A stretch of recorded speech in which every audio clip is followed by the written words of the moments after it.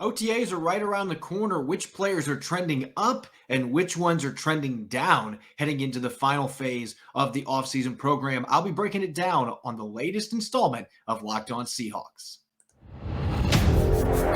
You are Locked On Seahawks, your daily Seattle Seahawks podcast. Part of the Locked On Podcast Network, your team every day.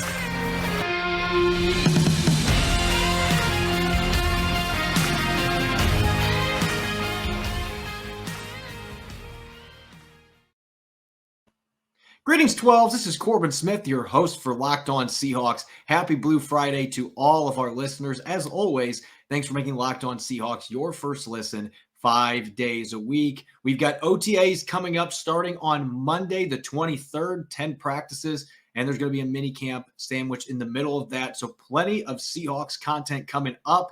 I'm going to be previewing that to an extent today with a stock watch segment looking at which three players are trending up heading into OTAs and which three players, their status isn't exactly looking so hot after the draft and heading into this final phase of the offseason program. Plus, I'll be tackling your questions in our weekly mailbag segment.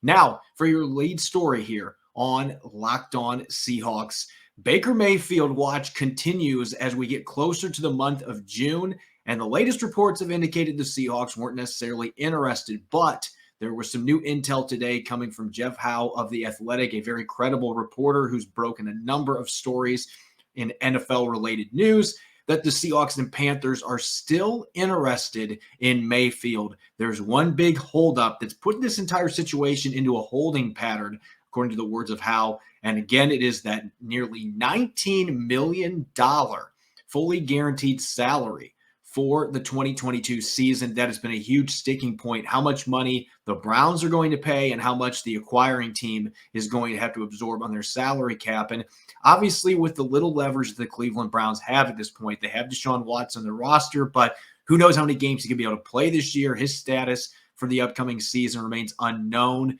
There's likely a suspension. Who knows how long that suspension is going to be. But the Browns are kind of in a rough spot where they have Jacoby Brissett, who they signed in free agency. He has started some games in the NFL, so maybe they're comfortable moving forward with him, but maybe they might want to explore seeing if they can mend fences a little bit with Baker Mayfield. I don't know if that's possible.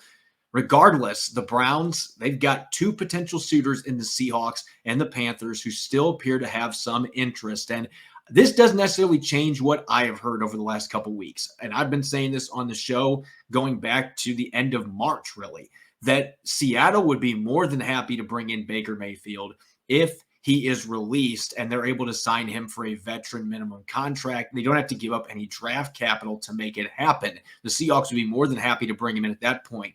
I don't think they feel like he moves the needle enough, though, especially given the fact the Browns have such few suitors to begin with. They'd be bidding against themselves and Carolina. And Carolina did draft Matt Corral in the third round out of Mississippi. So that's one big difference between these two teams. The Seahawks did not draft a quarterback, obviously, and the only additions they made to that room, they acquired Drew Lock as part of the Russell Wilson trade. They re-signed Geno Smith.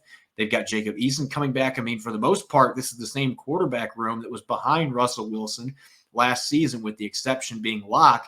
The Panthers did add Matt Corral. They've still got Sam Darnold as well, not likely to be their long-term guy. Proof that last year has struggled in the NFL. But both those teams have pretty nasty quarterback situations compared to a lot of the rest of the league. So obviously they are going to be the two teams that continue to be cropping up in the Baker Mayfield. I guess you could use the word sweepstakes, but it's hard to call it that when teams aren't rushing to make a deal. And obviously the salary is the biggest issue. If the Cleveland Browns would come to the table and say, okay, Seattle, we're willing to make a deal here. We're going to pay all but $4 million of this salary, and we will take on a 7th-round pick from you. And it could even be a 2023 7th-round pick. We just want some type of compensation. That might be able to get the ball rolling a little bit. But even then, it feels like John Schneider is like, we're just going to wait for you to cut the quarterback because, maybe Cleveland thinks they can go into the start of the season with him still on the roster, but that's a huge distraction. And this is a guy that's got a major chip on his shoulder. He's had that since he was a walk-on originally at Texas Tech, then went to Oklahoma. he's always felt like he was overlooked. And so that kind of a guy, there can be positives to that mentality. But when you're talking about a player that's been a starter the last several years, and now he's not going to be a starter, and he feels like you lied to him, then went out and got Deshaun Watson, there are a lot of issues there that could end up being major distractions, just simply having him there. So it seems unlikely that the Browns are going to do that, but they're not right now willing to make a deal with either the Panthers or Seahawks where they're eating most of this money. And I think the reality is they have no leverage. So that's why this story is not going away. Baker Mayfield wants to play somewhere else. He wants an opportunity to play. Maybe it ends up being Seattle. I'm not going to sit here and say that it won't be, because if he is released, I think John Schneider will pounce.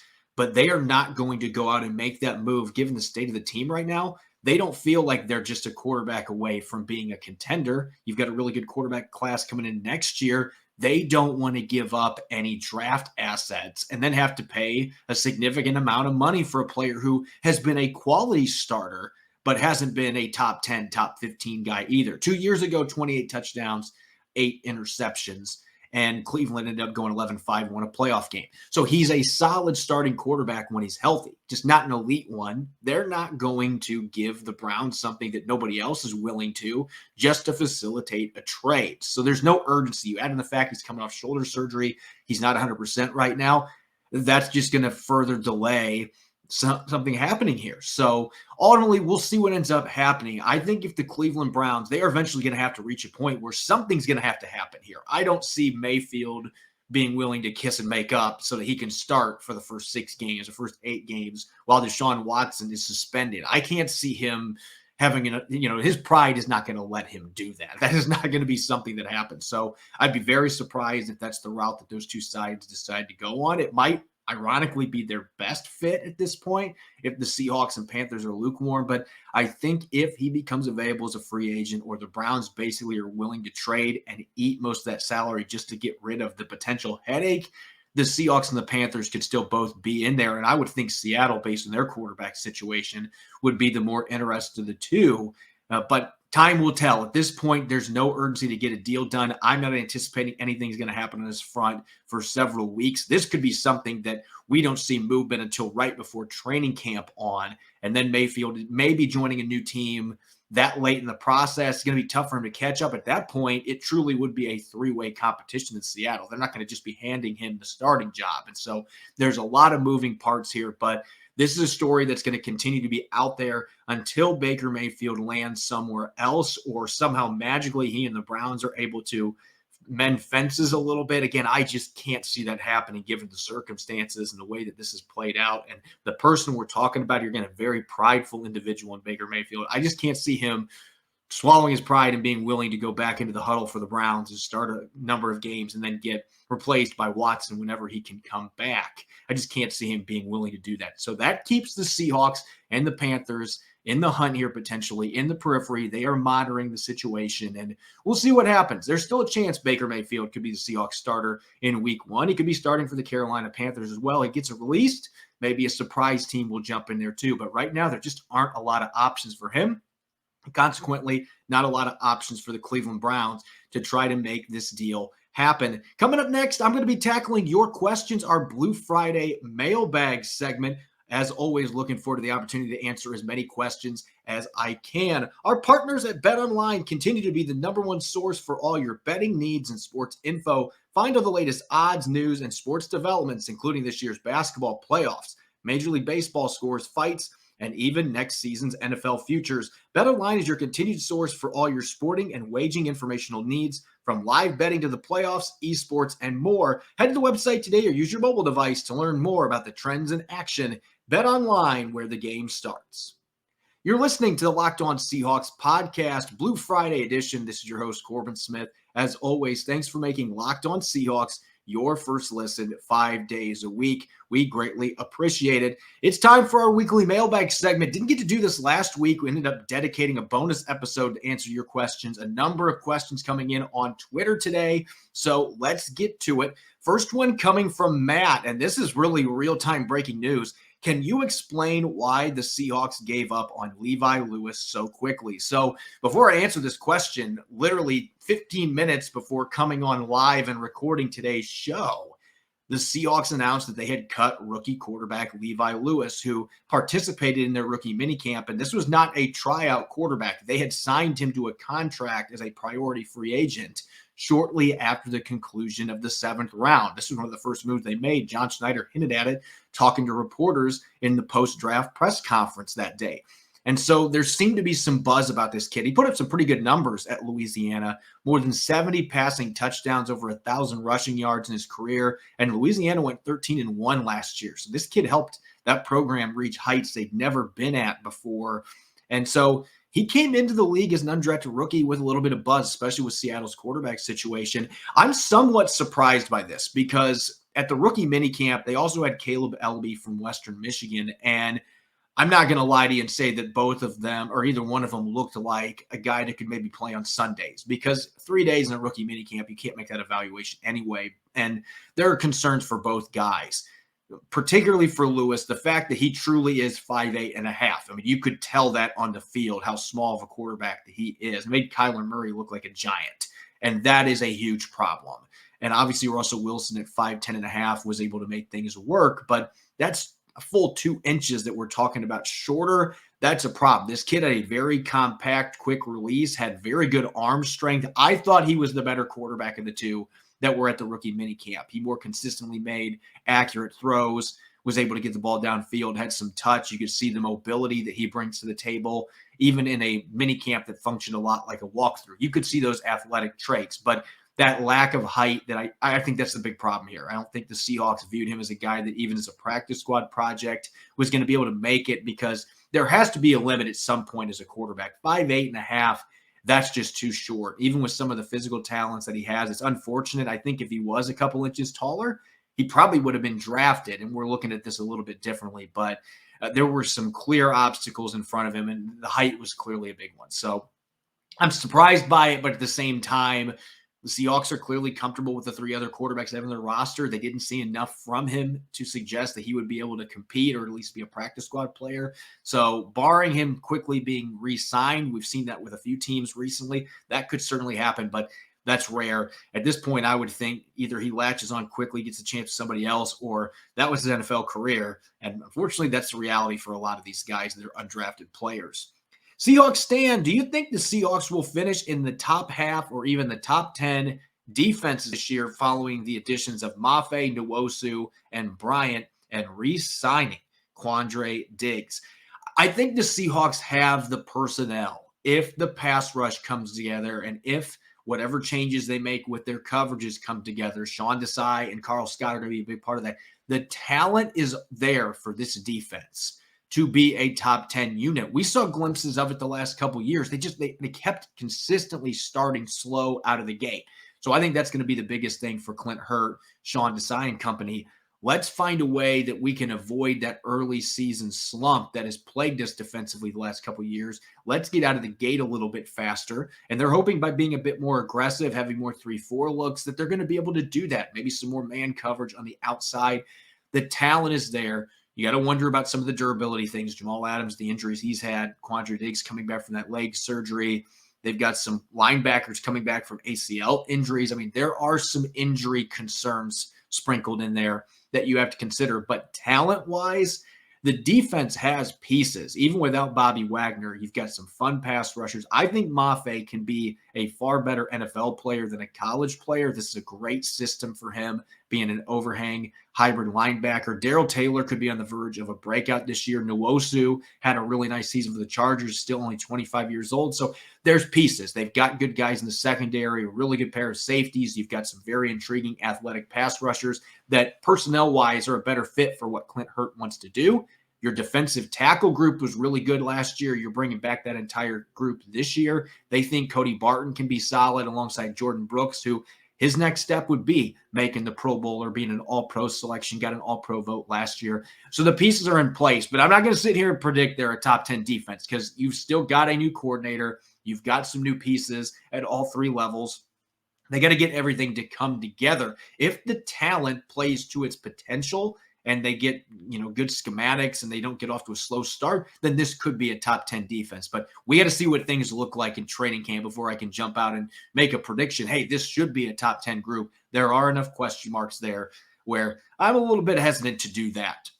Michael Stevenson, earlier in the week, you were pretty dismissive of the idea of Drew Brees going to the Seahawks. Then a few days later opened it up to slim but possible reality. Did anything in particular make you change your tune? And what would a possible contract look like? So I'll answer that last part first. I would still think to get Drew Brees to come out of retirement, it's going to have to be a pretty big contract. I mean, we're talking about a future Hall of Famer after sitting out last year. That would be the other big obstacle the Seahawks would have here if they wanted to try to bring him out. Now, if he really wants to play, maybe he'd be willing to play for less. Maybe they could put a void year on next year.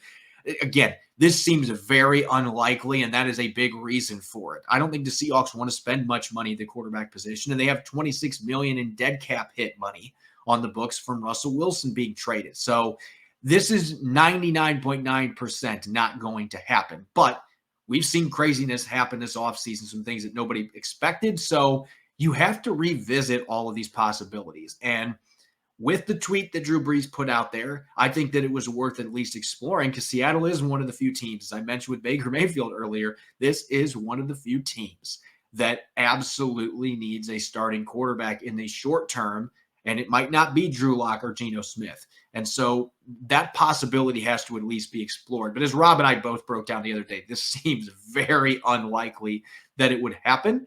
I've learned not to rule anything out in this business, but it seems like it is a long shot, especially given what the contract demands are probably going to be. And I would still think if he wants to play, it's probably going to be in New Orleans. I just don't know if the Saints would reciprocate that interest because they just re-signed Jameis Winston and the team's built differently. So there's a lot of different moving parts to that. The first thing that would have to happen is Drew Brees say, look, I am looking to come back. If that happens, then this will be a topic that we absolutely will revisit at that time. Until then, I think there's a better chance he's going to be playing on the pickleball tour than he is coming back and playing the NFL this year.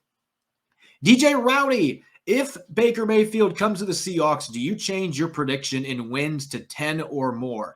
So if you saw my latest piece, and I talked about this with Rob when the schedule came out, I predicted a 7-10 record similar to the one they had last year. Same exact record. Maybe get there a little bit differently. I just don't know. I think Baker Mayfield is better than Drew Lock and Geno Smith. I do. I just don't know if he moves that needle very much, though, in terms of the win or loss column. There might be a few games there where the fact that he's a slightly better quarterback ends up paying dividends and they come out on top. Maybe they can get to 9-8. I think 10 wins is really pushing it, though. Even if they get Baker Mayfield and the defense plays out of its mind, it's still going to be very hard for them to do that. I just don't see him being a quarterback. I can mention first quarter. I just don't know that he moves the needle that much. So I would be hesitant to say 10 wins. If they would have gone out and gotten a more proven quarterback that has been a top 10 guy, I know a lot of fans would have thrown a fit about Deshaun Watson, but if somehow Deshaun Watson was the guy they traded for and he was their quarterback, that's a little different discussion when you're looking on paper. There's obviously a lot of other issues to deal with that particular situation. But, this to me is not much different than if they traded for Gardner Minshew. I could see Gardner Minshew being better than the quarterbacks on their roster. But how much better? I don't know that it shows up much in the win-loss column. I've seen Rich Eisen and some others say, well, Baker Mayfield could get him 3 or 4 more wins. Maybe. I'm just hesitant to go that far. I just don't know that it moves the needle that much. Abishai Cunningham, do you think all the quarterbacks for Seattle will have a shot to play in the preseason, or will it just be Drew Lock or Geno Smith splitting time? I think that it's going to be mostly those two playing because they're going to be battling for a starting job. This is much different than the last several years where Russell Wilson, if he played at all in the preseason, it was just a handful of snaps in the second and third game, and then they were letting 2 or 3 guys rotate in behind him.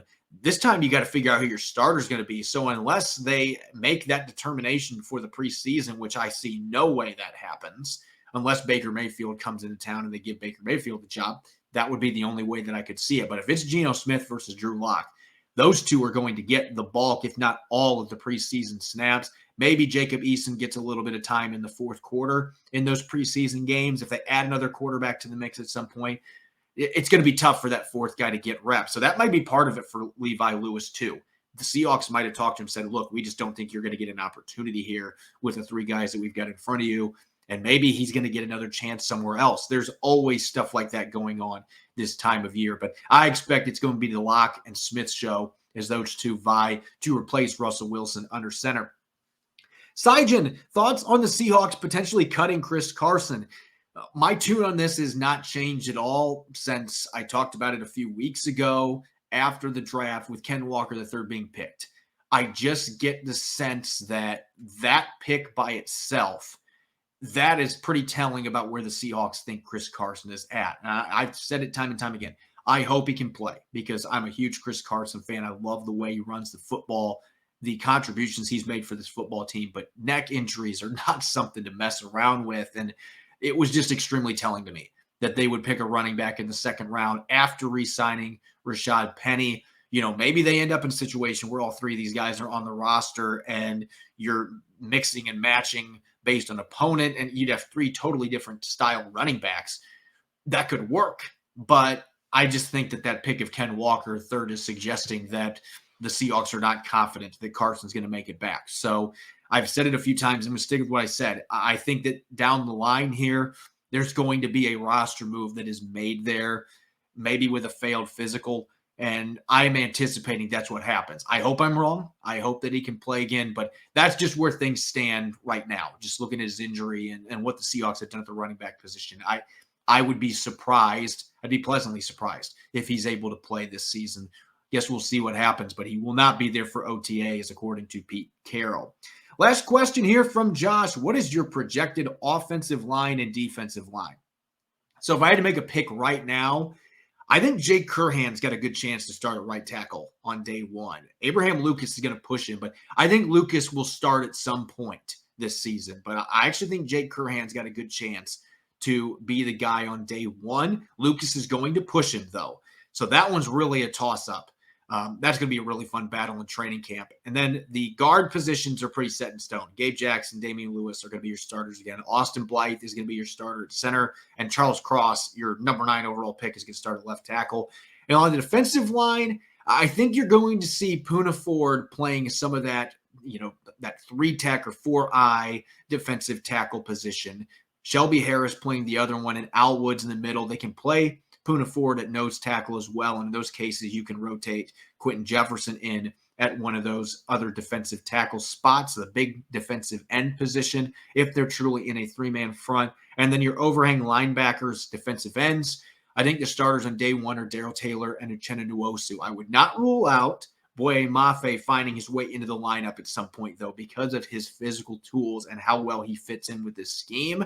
But he's going to get his reps anyway. He's going to get his opportunities. But I would say that Darrell Taylor and Uchenna Nwosu are your starters there. So really the only spots that are up for grabs right now to me, I would say right tackle is the one that's in question. And I think the Seahawks would love to see Abraham Lucas win it. But Jake Curhan did play well in 5 games last year, and so he's going to bring the heat in that competition in training camp. You would hope your 3rd-round pick can win that one, but I think there's a chance the undrafted guy year 2 is going to start early on, and then maybe Lucas gets to start later in the season. Up next, we've got OTAs coming up on Monday. Got 10 practice sessions over the next several weeks. They've got a mandatory minicamp sandwich in there.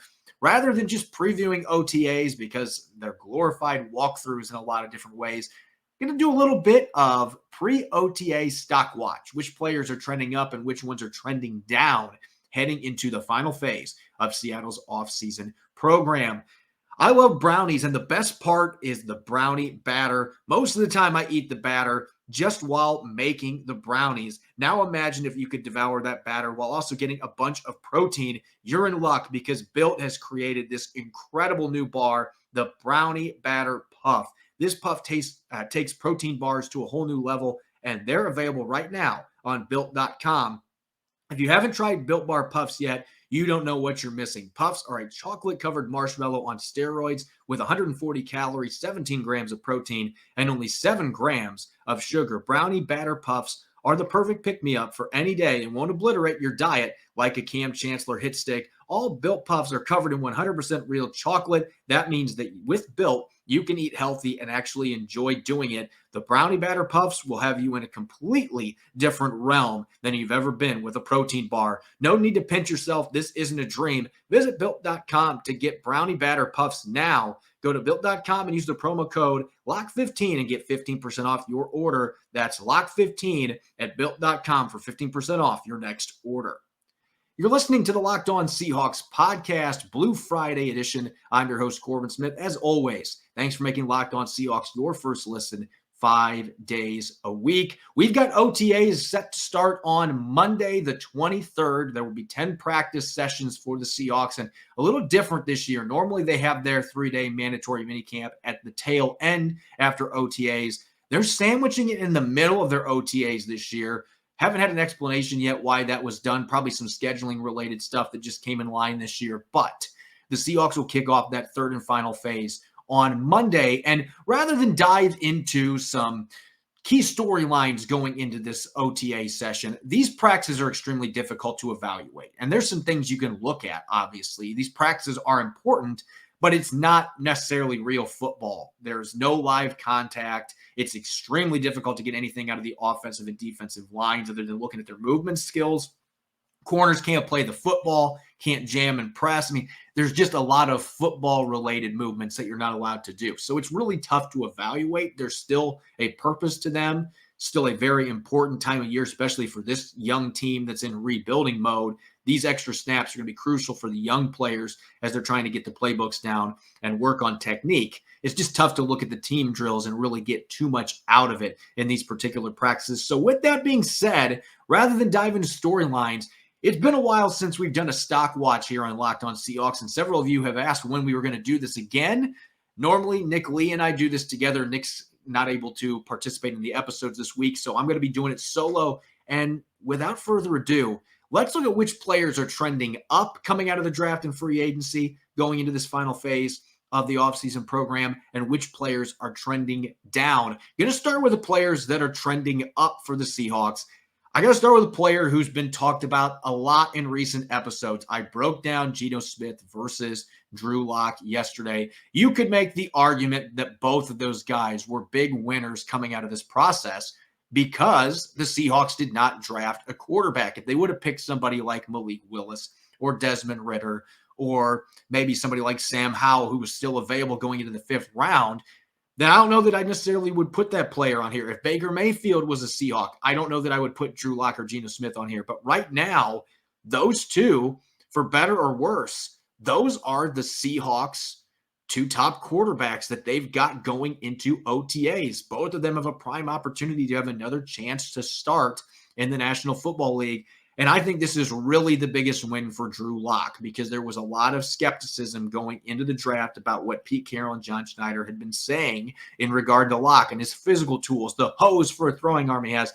I think a lot of people didn't feel like those comments were necessarily genuine, and yet the actions now since then, they speak louder than the words. They clearly do have some confidence in this kid. So I think that it was very telling. I think he is the biggest winner for the Seahawks coming out of this offseason because they didn't make any other significant additions at the quarterback position. Now, I might revisit this in 4 weeks and say, well, he was a winner until Baker Mayfield came to town. But again, we don't know if that's actually going to happen or not. There's a lot of dominoes that would need to fall into place, I think, for Baker Mayfield to be the Seahawks quarterback. So Drew Lock, to me, is the big winner amongst these 3 players here. Someone else that I think is going to be a big winner for the Seahawks going into OTAs at the center position, Austin Blythe. And Blythe is a player that I linked to the Seahawks going into free agency a year ago. And he ended up going to the Kansas City Chiefs. And Blythe actually told reporters in his introductory press conference that he never actually had interest from the Seahawks 2 years ago. And that really surprised me because you're bringing in Shane Waldron and Andy Dickerson on your coaching staff. They've worked with Austin Blythe, who is a pretty athletic center. He's got an extensive wrestling background. He is built for a zone blocking scheme. So I thought he was going to be a player that the Seahawks were targeting in free agency in 2020. And yet that did not happen. They didn't make any overtures his way. So with that being said, they decided to go after him this year. They moved on from Ethan Posick, who's now with the Cleveland Browns. So you're bringing in a player that has had kind of inconsistent results in pass protection. But I mean, he started 16 games 3 years in a row at guard and center for the Rams on playoff teams. So this is a guy that has played a lot of snaps in the same offense that he's going to be playing in for Shane Waldron. He's got his coach Andy Dickerson back working with him. So this is a big win for him because Creed Humphrey wasn't drafted this time around. Last year, he goes to Kansas City, and then Creed Humphrey gets drafted. Humphrey becomes one of the best centers immediately in the NFL. And he gets hurt. Blythe doesn't play very many snaps. Now he gets a chance to be the guy again in a system that really fits him with coaches that he knows. He's not going to be threatened by Kyle Fuller or Dakota Shepley for that starting job. So Blythe is a big winner to me when you look at the Seahawks going into OTAs. And my last big winner on the offensive side or on the defensive side of the football, flipping the script here, another player who I thought maybe would be in a little bit of trouble depending what Seattle did in the draft. Cody Barton, to me, is the biggest winner on the defensive side of the football. And the big reason for that, big reason why I think that he's the big winner is because they didn't draft anybody from a loaded linebacker class. This was a group that Rob and I talked about a bunch over the last couple of months, that this was a group that had probably 10, 11 guys that could be picked in the first 3 rounds. And you had obviously Devin Lloyd from Utah that got picked in the first round. There were a number of guys like Troy Anderson, Channing Tindall. Jacoby Dean ended up falling to the 3rd round. Still a very good player. There's some medical questions there. I think when you consider that, you look at the linebackers that were available, Seattle could have easily said, we can find Bobby Wagner's replacement, but they showed their confidence, just like they did in Drew Lock. They showed their confidence in Cody Barton and what he did those last 2 games, replacing Bobby Wagner last season. They were very confident in him stepping into the lineup and being able to be a full-time starter. He has been biding his time for 3 years, so he is clearly a big winner to me. He's going to be starting next to Jordan Brooks unless there's an injury. He is going to be the guy playing that Mike linebacker spot. There's going to be some big pressure on him because of the shoes that he's filling, but because he's been in the league now a few years, he knows what to expect. He's an athletic linebacker that I think is going to actually be better in coverage at this point than what Bobby Wagner was for the Seahawks. I don't know that he can be the run defender that Wagner's been over the years, and asking him to be that would be a bit much because Cody Barton is not Bobby Wagner. But I think that he is ready to step in, and we'll see how he handles that. But he's one of the big winners just because they didn't add anybody else to that group that's going to really, truly be able to push him on day 1 to be a starter next to Jordan Brooks. So all those guys, Drew Lock's going to have the competition from Geno Smith, but all 3 of those players are well-positioned to be starters for this football team in week 1 once we get to September. Now, flipping the script here, looking at our trending down, I'm going to stay on the offensive line, and I hate this because Stone Forsythe is a player that I still believe could potentially be a starter in the NFL. And maybe the Seahawks will throw him into the mix at right tackle too. Maybe he'll go up against Jay Curhan and Abraham Lucas. But a player they drafted 2 years ago that they were excited about, there was some talk, maybe he's your left tackle of the future. Well, then you get a chance to get Charles Cross. Now Stone Forsythe, to me, the ceiling is as a swing tackle. Maybe he can play a George Fant type role and come in as a 6th offensive lineman, but his chances of starting for this football team that are very slim.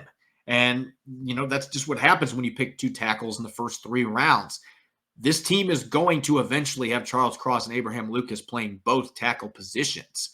Whether Jake Curhan is the better player right now or not, eventually that is going to be Abraham Lucas. Those 2 guys will be starting for you. So it's kind of unfortunate because, again, I think Forsythe came in the league a 6th-round pick as a guy that has a lot of upside, a lot of untapped potential coming into the league. And I thought he played well in limited snaps when he got to play against San Francisco last year. So there was some excitement about this kid. Now I just don't know where the possibility of him playing is, especially at 6'8". He's not going to be sliding in to play guard. And he's not going to be playing center. So he's been put in a tough spot where now he's probably going to be playing out the rest of his rookie deal as a swing tackle, probably not going to be getting opportunities to start unless there's injuries in front of him. It's unfortunate because last year he had Dwayne Brown in front of him, and that's what happens when you're a late-round guy, though. Teams bring in players that are higher round picks, considered more blue-chip players. and you end up in a position like this. So it's unfortunate for Stone Forsythe. Next on my list, as far as trending down, I'm going to go to the secondary with a player that signed in free agency, reuniting with Sean Desai, who was the Bears defensive coordinator last year. Artie Burns played in the last 6 games last year and played really well for Sean Desai. And I thought that he had a chance to be a potential starter, and he might still. Maybe that opening is still there if he really carries over the way he played last season for the Chicago Bears, and he does that in Seattle secondary, then he's got a chance to be one of those 2 starters. But the Seahawks invested 2 draft picks in Kobe Bryant and Tariq Woolen. They've got Sidney Jones coming back. Trey Brown, from what I've been told, the Seahawks have some optimism about him being ready for the start of the season. So you got all those different names that are going to be vying for playing time. And I don't see, even if Woolen is not ready to play right now, I can't see the Seahawks risking cutting him with the athletic gifts that he has. Even if he's really raw and not ready to play on Sundays, you cut a player that's 6'4" that runs in the 4.2s that can jump out of a building, those kind of traits, that player's not slipping through waivers. There's no way. And certainly Kobe Bryant being a 4th rounder that's coming in with the pedigree he has, I would not think that he's a cut candidate either. So I think that Artie Burns is a guy that's clearly on the fence right now, and they signed him to a close to veteran minimum deal. So it's not like they would be out a bunch of money if he doesn't make this football team. But I think with the names in front of him, unless he has a really great training camp, it's going to be really hard for him to get into that lineup, and he doesn't have the slot versatility. He's played on the outside, only a handful of snaps in the slot. You've already got Justin Coleman, Marquise Blair, Ugo Amadi in there. So it's a logjam, and I think it's going to be tough for Artie Burns to make this football team. It's going to help him that he knows Sean Desai and some of the coverages they're going to be doing with Desai as an associate head coach. He's going to have that advantage, but you still got to look at the group they've got here, and it's going to be an interesting training camp at that position. There's going to be somebody released that maybe is a little surprising. I can see Artie Burns maybe being that guy. And last but not least, a player that I already mentioned going to the offensive side of the football, and I hate putting him on this list, trending down, because it's not his fault. It's an injury. And as I've mentioned several times, I am hopeful that Chris Carson gets to play this year, but he has to be on this list without even having his injury accounted for, because the Seahawks did re-sign Rashad Penny for, in what today is pretty good money for a running back, almost $6 million. And then they used a premium draft pick on the reigning Doak Walker Award winner, the best running back in college football, in Ken Walker III. It's going to be very difficult for Chris Carson, even if he comes back and is able to play. It's going to be difficult for him to etch out a significant role in this backfield, because you know the clock is ticking when you draft a running back. You want to get him involved. It's a position where guys make an immediate impact. And Rashad Penny, the way he played the last 6 games, I think he's your starter entering the season as long as he is healthy. So even if Chris Carson comes back, you know, the Seahawks might still make a move to release him at that point, because he's got a fairly significant cap hit. And if that's your number 3 running back, I just don't know how you can justify holding on to him there. I just think they've got a very difficult decision looming for them, one way or another. And again, this is a guy that has given the Seahawks so much as a former 7th-round pick, a fantastic career for a 7th-rounder.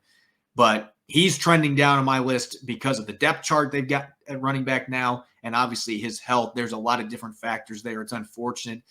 Pulling for him, he's had a very good career for a late-round pick, but this is just not looking like a good situation for Chris Carson going into the 2022 season. As always, thanks for making Locked On Seahawks your first listen 5 days a week. Make sure to check out the Locked On NFL podcast for your second listen. The schedule may be dark, but the NFL never stops, and neither does Locked On NFL. Get insights and opinions from hosts including Ross Jackson, Chris Carter, and Tony Wiggins, plus local Locked On NFL hosts repping all 32 squads. There's no offseason for real fans, so make sure you're subscribed to Locked On NFL on YouTube and wherever you get your podcasts. You can follow me on Twitter at Corbin Smith NFL. Make sure to check out Rob Rang as well. He'll be back on Monday's show at Rob Rang. Locked On Seahawks can be listened to on Apple Podcasts, Google Podcasts, Spotify, and of course, 5 days a week streaming on YouTube. When Rob and I return on Monday, we'll have some thoughts and observations to share as OTAs kick off at the VMAC for the Seahawks. Plus, we're going to be taking a look at the 2019 draft class and where they're at heading into the final year of their rookie contracts. Enjoy the rest of your week. Thanks for listening. Go Hawks.